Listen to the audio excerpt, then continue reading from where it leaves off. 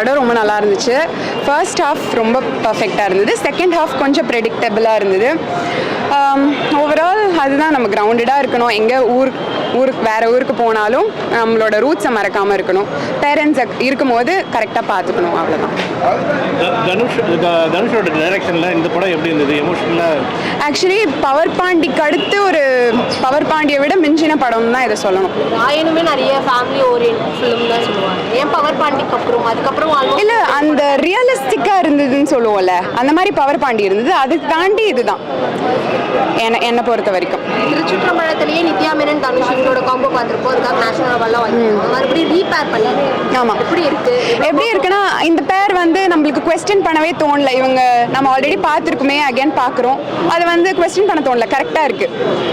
இந்த சீன் எனக்கு ரொம்ப ஃபேவரட் சீன், ரொம்ப அழகாக இருந்துச்சு.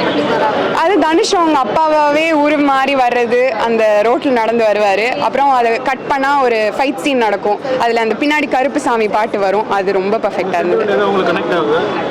நானுமே அப்பா செல்லம் தான், அதனால அப்பா சீன்ஸ் எல்லாத்துலேயுமே நல்லாவே ஒரு இது வரைக்கும் ஹீரோவாக பார்த்துருக்கோம். இப்போ வில்லனாக பார்க்கும்போது வில்லனாவும் ஆல்ரெடி பார்த்துருக்கோம். கரெக்டாக காஸ்டிங் கரெக்டாக பண்ணியிருக்காங்க. அருண் விஜய்க்கு கரெக்டான அந்த வில்லன் ரோல் கொடுத்துருக்காங்க. கரெக்டாக பண்ணியிருக்காங்க. கரெக்டாக இருந்துச்சு, எல்லாமே கரெக்டாக இருந்தது. அதுவும் ராஜ்கிரனோட காஸ்டிங்லாம் ரொம்ப பர்ஃபெக்டாக இருந்தது. அவ்வளோதான். 8.5.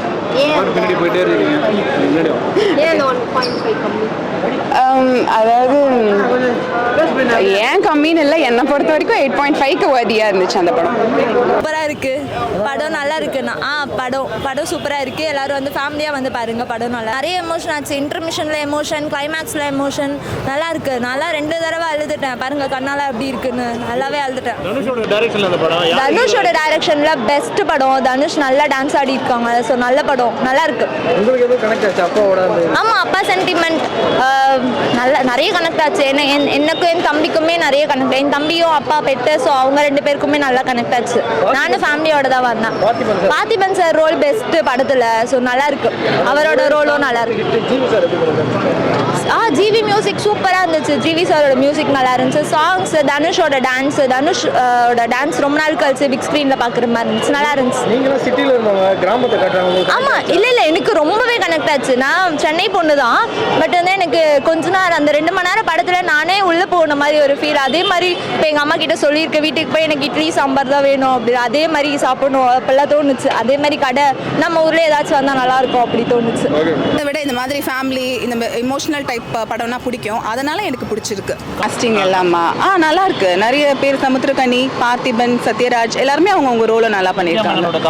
நித்யா மேனன் நல்லா இருந்தது 2 பேருமே. மியூசிக் ஓகே, நல்லா இருக்கு. அதான் மியூசிக் எதுவுமே கேட்சியாக எனக்கு இல்லை. அந்த ஒரு பாட்டு சொல்லணும்னா எனக்கு எந்த பாட்டுமே எனக்கு ஞாபகம் இல்லை.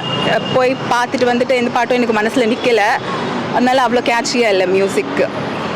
திரும்பாமல் அந்த ஒரு எங்கேஜ்லேயே வச்சுருந்தாங்க. டிரெக்டராகவும் சரி, ஆக்டராகவும் சரி, அசுரன் தான். அதெல்லாம் எதுவுமே இல்லை. அதுதான் இது ஸ்டார்டிங்லேயே போட்டார்ல சார், அவரோட இன்ஸ்பயரான ஸ்டோரின்னு சொல்லி அவரே ஸ்டார்டிங்கில் சொல்லி போட்டார். சாங் ஜிவி பிரகாஷ் ஆல்ரெடி அவரோட சாங் செம்மையாக இருக்குது. ஆமாம், எப்பயும் போல் அசுரன் தாங்க.